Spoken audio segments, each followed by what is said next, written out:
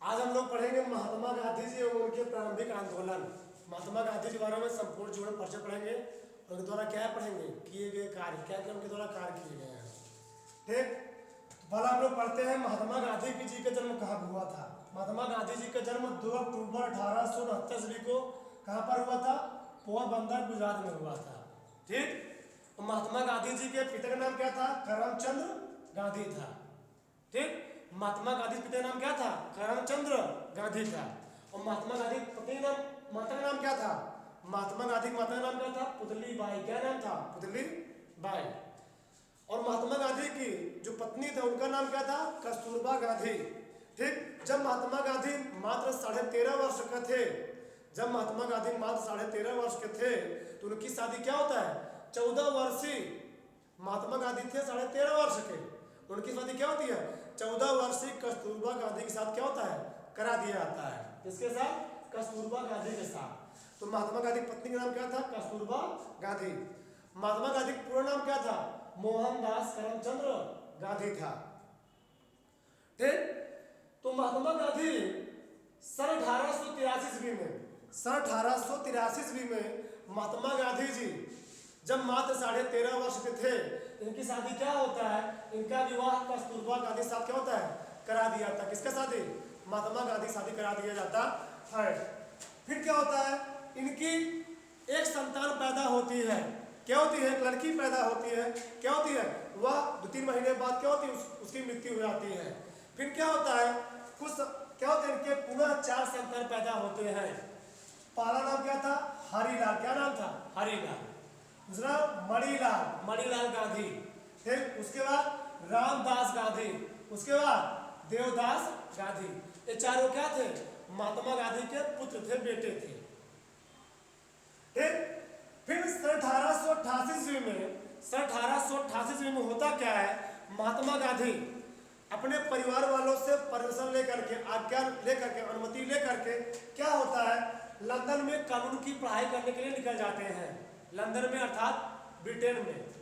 ठीक, वहां पर कानून की पढ़ाई करने के निकल जाते हैं। वहां पर कुछ वर्षों तक रह कर क्या करते हैं?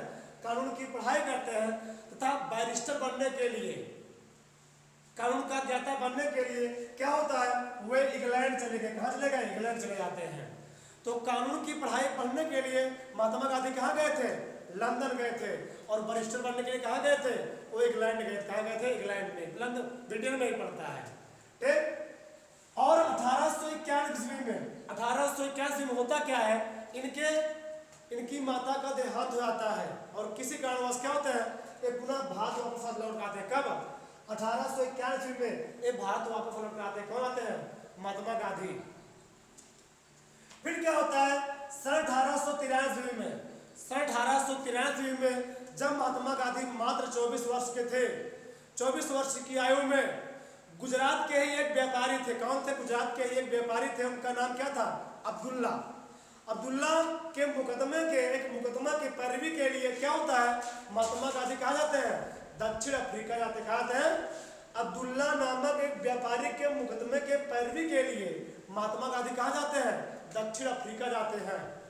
और दक्षिण अफ्रीका में वहां जाते वह रुक जाते हैं और दक्षिण अफ्रीका में 21 वर्ष तक रुके रहते हैं। कौन रुके रहते हैं? महात्मा गांधी।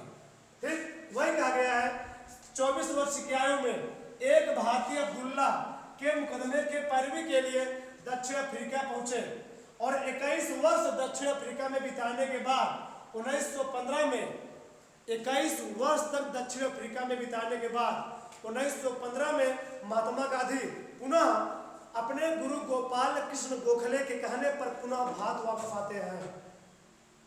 पूछा जाता है महात्मा गांधी दक्षिण अफ्रीका में जब थे तो किसके कहने पर भारत वापस लौटे थे? तो गोपाल कृष्ण गोखले उनके क्या थे? राजनीतिक गुरु थे। उनके कहने पर महात्मा गांधी वापस भारत लौट आते हैं। और जब महात्मा गांधी 1915 में भारत वापस लौट कर आते हैं तो एक बहुत बड़े क्या बन चुके थे? कानून के ज्ञाता बन चुके थे। एक बहुत बड़े ज्ञाता बन चुके थे कानून के महात्मा गांधी। फिर यहाँ आकर के बहुत सारे आंदोलन स्टार्ट करते हैं। महात्मा गांधी जब तक दक्षिण अफ्रीका में थे तो वहां पर भी बहुत सारे आंदोलन किए, सत्याग्रह किए। कौन किए? महात्मा गांधी। ठीक, यहाँ पर भी आकर के उन सत्याग्रहों का यहाँ पर भी उन लोग प्रयोग किया महात्मा गांधी जी ने। फिर क्या होता है, जब यहाँ पर आते हैं तो 1915 ईस्वी में 1915 ईस्वी में महात्मा गांधी जी ने अहमदाबाद में सत्याग्रह आश्रम की स्थापना करते हैं। 1915 ईस्वी में महात्मा गांधी जी ने अहमदाबाद में सत्याग्रह आश्रम की स्थापना किए, जिसका नाम कालांतरम बदल करके क्या रख दिया गया, उसको कहाँ स्थापित किया गया, साबरमती नाम से उसको रखा गया, साबरमती आश्रम के नाम से उसका नाम रखा गया। ठीक, और इस सत्याग्रह जो सत्याग्रह आश्रम था, जो साबरमती आश्रम था, इसमें बहुत सारे नियम कानून थे। क्या नियम कानून थे, सबको सदा क्या रहना है, शाकाहारी रहना है, मांसाहारी किसी नहीं, हमेशा सदा सत्य बोलना है। क्या बोलना है, इस आश्रम के कुछ नियम थे, सबको हमेशा शाकाहारी रहना है, अहिंसा नहीं करना है, किसी जीव को सताना नहीं, मारना नहीं है, और कोई कितना भी ज्यादा बड़ी विपत्ति आ जाए, क्या हमेशा सत्य बोलना है। इस आश्रम के कुछ नियम थे, और जो इन नियमों को पालन नहीं कर पाए, महात्मा गांधी कहते थे वह इस आश्रम में रह नहीं सकता है, निकल सकता है। ठीक, इस आश्रम कुछ नियम थे। फिर क्या होता है, महात्मा गांधी जी ने जो नियम बनाए, इस सत्याग्रह का पहला प्रयोग कहाँ किया तो सुने, 1917 ईस्वी में सत्याग्रह का प्रयोग महात्मा गांधी जी ने सर्वप्रथम कहाँ किया था, चंपारण में, बिहार के चंपारण में। यहाँ पर क्या हुआ, अंग्रेज लोग भारतीय किसानों को बहुत ज्यादा ही प्रताड़ित करते थे, बहुत ज्यादा ही सताते थे।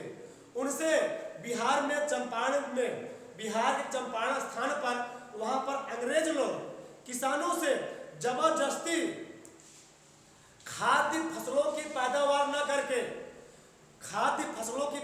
न करके उनसे जबरदस्ती नील की खेती कराते थे।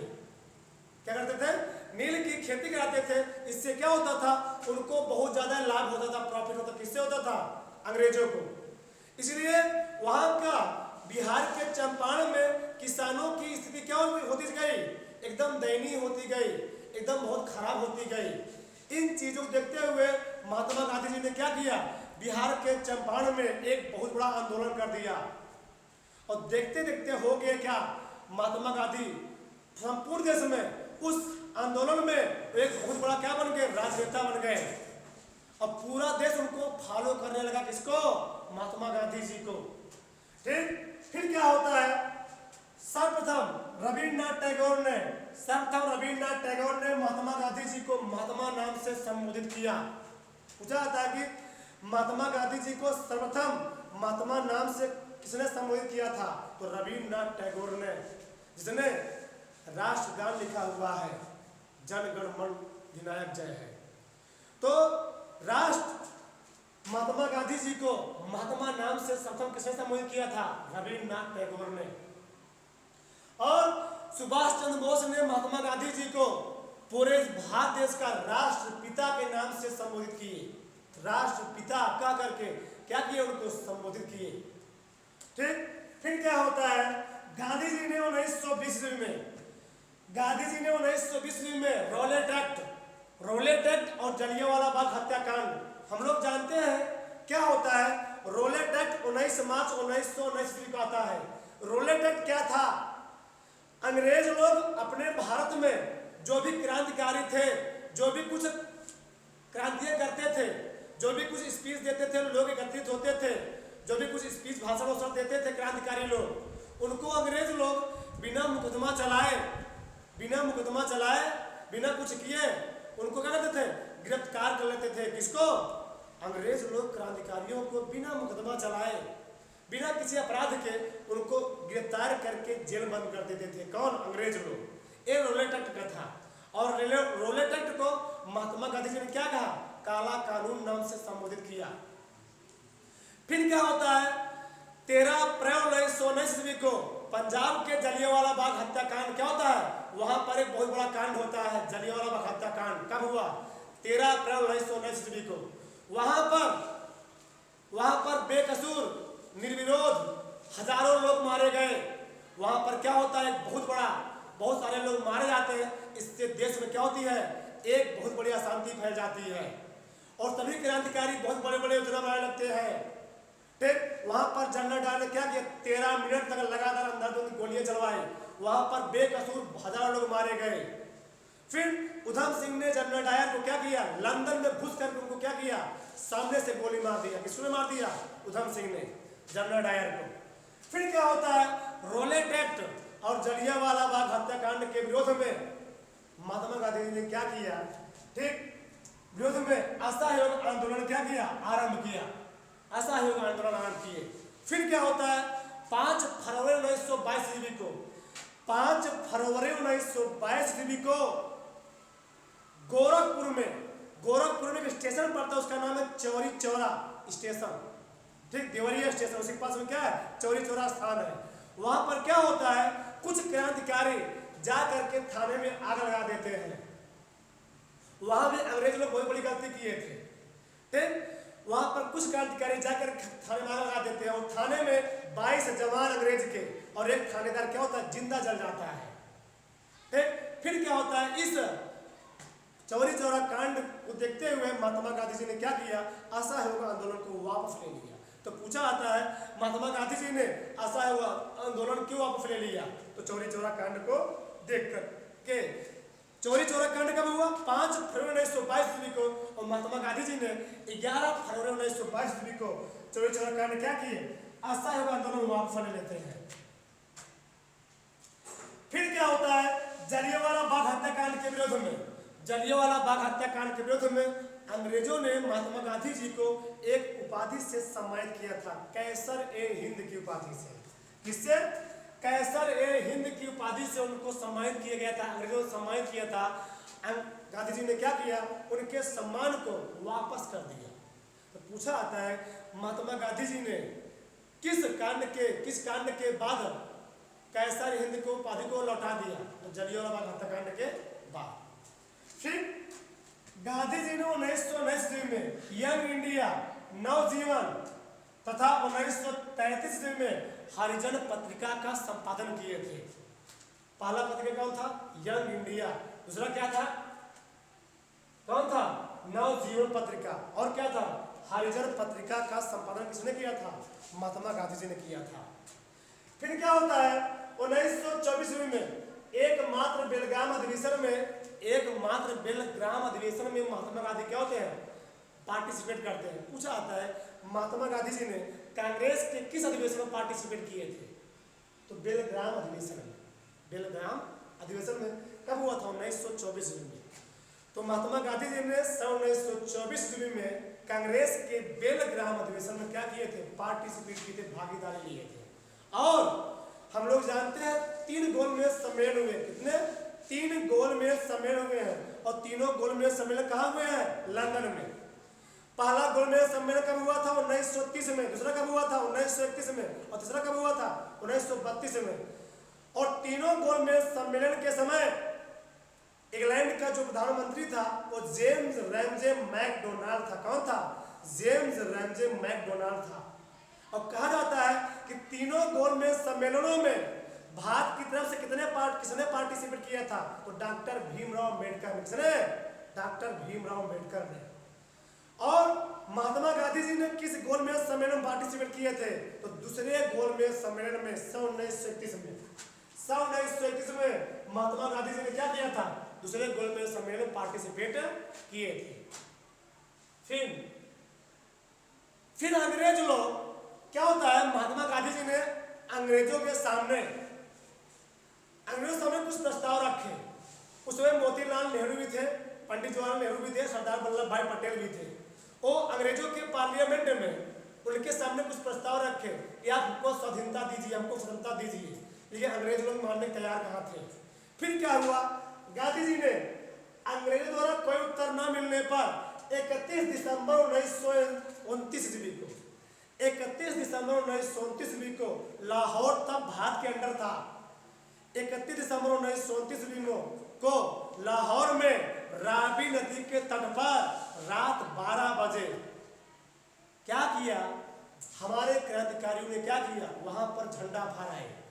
और 26 जनवरी 1930 ईस्वी को क्रांतिकारियों ने भारत को पूर्ण स्वतंत्र घोषित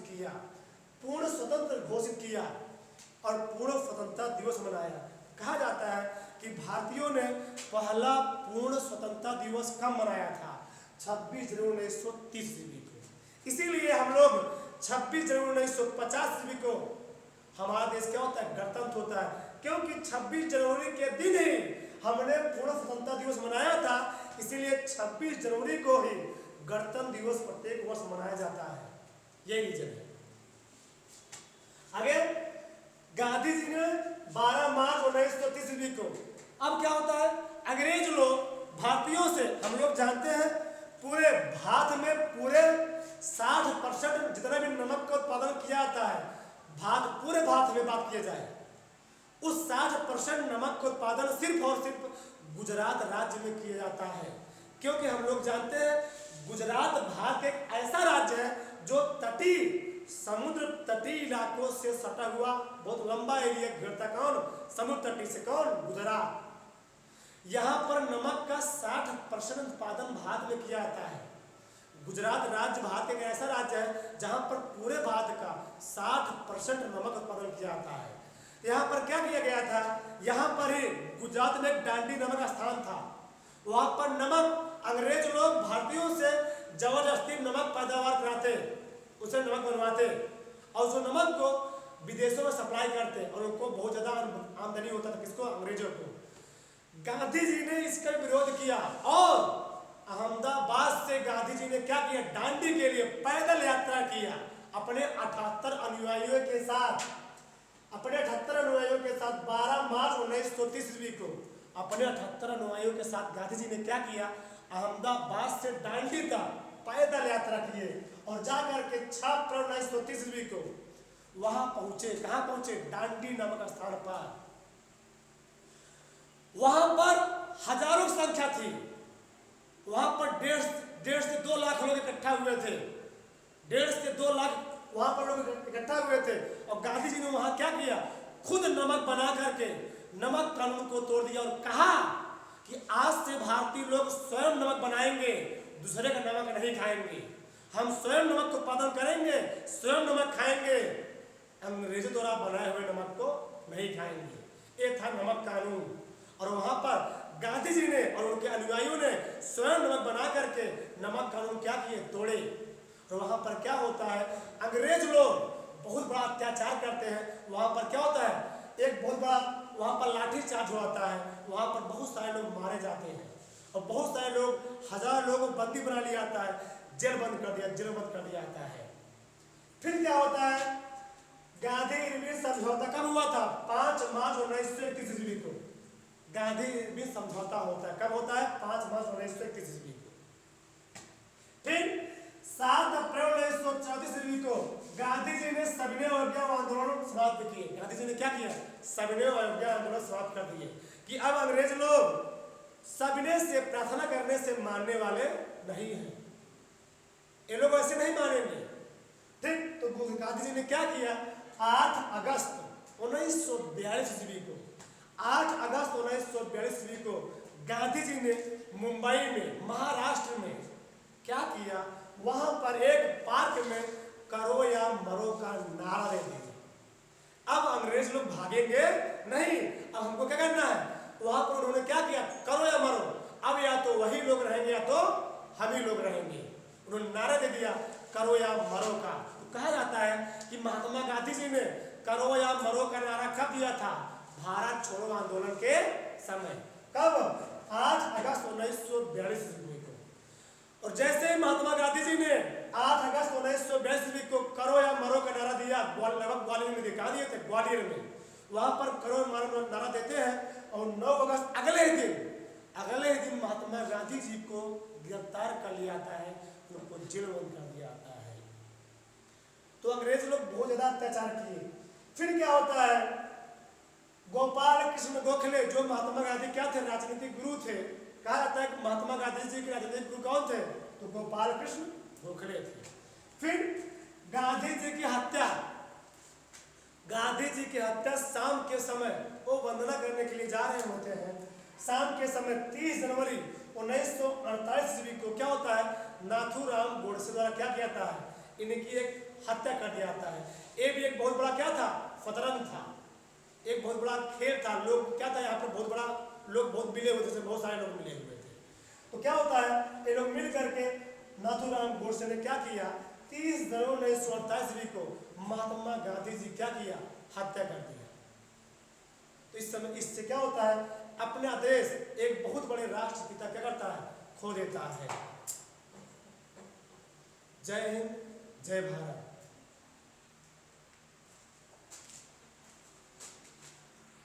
चल रहा है काम।